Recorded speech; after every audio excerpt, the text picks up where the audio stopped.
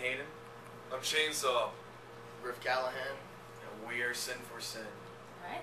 And we're going to sit down with them today and kind of ask them a couple questions and go through some different things. And I just give you a little glimpse into what they're all about. Alright? So enjoy. Okay. So guys, how's everything been going so far? Have you guys been playing a lot of different shows, touring a little bit, here and there? We've been playing like about a show or two a month. Just to, you know, because we're brand new. We just started in February. Oh, okay. So, yeah, we wrote a bunch of material in between February and May. And our first show was at Fletcher's with 98 Rocks Noise in the Basement. And after we played that, like we packed the place with, or I was gonna say a shit ton, but you might as well edit that out. Shit ton of people. No, you can swear. It does not matter. We're totally a fuckload of people. Well, we packed it with a lot of people, and Blew the fucking roof off the place. Matt Davis went ahead and told some people that he knew, like brought a lot of people. So a couple days later, Beretta Jane had contacted us and wanted us to play a show at the Bourbon Street Ballroom, and it turned out to be we were sharing a night with Versus the Earth. And they ended up taking the smaller stage, which was really cool for us because we got to play on a really big stage. And after that, Fletcher's had called us back because the amount of money we generated for them was in the thousands because of all the people that we bring to drink heavily. So everybody that comes to a Sin for Sin show really likes to drink. So, Note to self. Yeah, because I mean, I'm a bartender, and we all he works in a restaurant. He's an auto mechanic, so we all know a lot of people that. Just a lot of blue collar America, and that's like what a lot of our music is. That's really the fun crowd. around. Yeah. But Cool. yeah, and then we took off the month of August because we only had like 6 songs, so we had to write a couple more. Cool. But how did you guys all come together? Well, me and him were we met like 4.5 years ago. We worked together, and I was really young, but I was like 16. He was like 23. And I was like, oh man. We always talked about being a band, but I was like so young, and he was just like. Knew so many more people, and then like I started playing a lot, and then finally, you know, we just sat down one day, and you know, he was like, "Oh, you're pretty good." I was like, "Yeah, you're okay too." So yeah, that was February.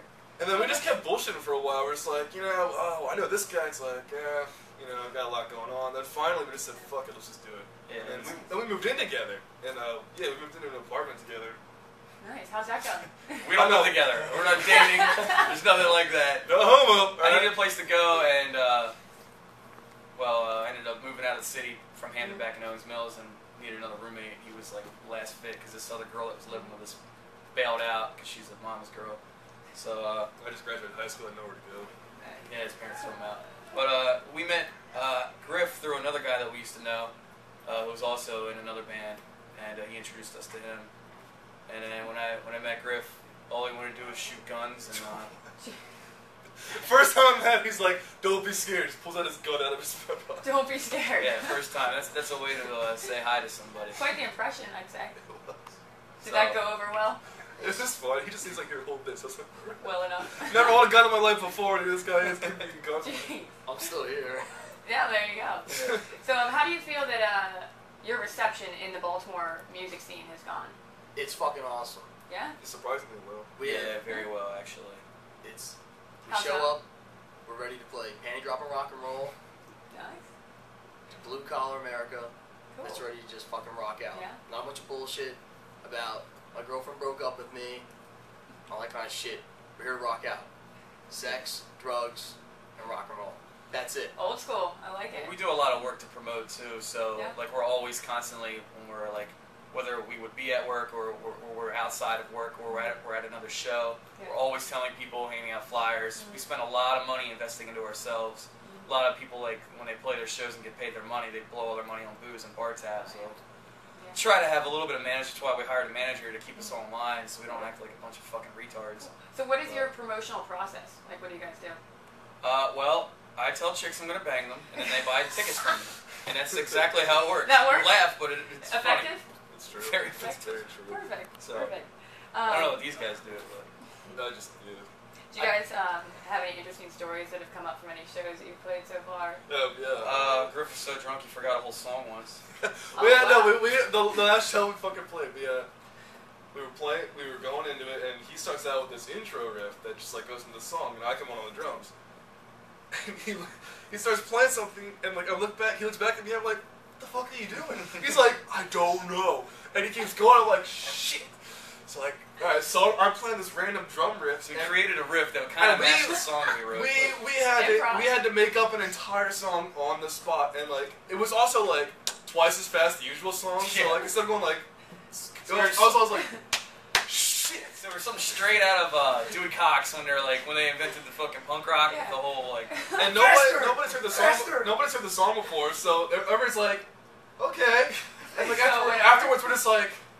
We wanted to kill ourselves, and everybody just, yo, that fucking song was great! We're like, oh, it was horrible. So you're going to use it going forward, you think? No. Do you remember it? He remembered it when we went to practice like The next day. But, I'm not gonna lie, it wasn't until a couple days later I was like, oh yeah, that's how that song goes. Oh, there you go. That's the way it goes sometimes. Nice. Well, the venues that you've played in Baltimore so far, do you have a favorite? No bias. I mean, we've only played 2 so far. We're looking forward to the Auto Bar, which is next Friday. Great. Auto Bar's a great place. Obviously, It really we're looking forward to here. We're gonna try and play this like some new promoter wanted to do this show at Sonar, but I never contacted him back. I don't know why. But I guess I kind of forgot. But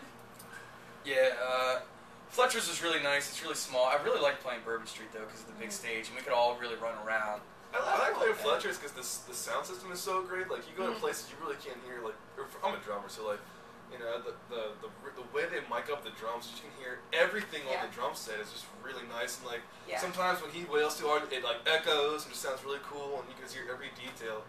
Yeah. That's all I like about Fletcher's. I mean, Bourbon Street the sound at Bourbon Street did really suck. Like the guitars were too low, my vocals were too high, and I don't even know what the bass was, but well, that can happen sometimes. I mean, so cool.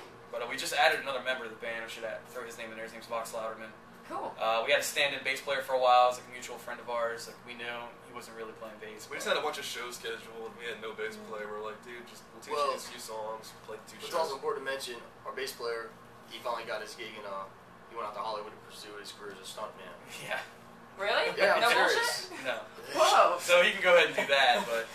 Anyway, we were on a hunt like I was putting shit up on Craigslist like fucking every day, 3 times a day, and we had no hits from like anybody prospective. Then when I would message somebody back that sounded like they had good credentials, They're like it was like 40, man. they were 40 or 50 years old when it specifically fucking said between 20 and 30, and we wanted somebody our same age because we're like really don't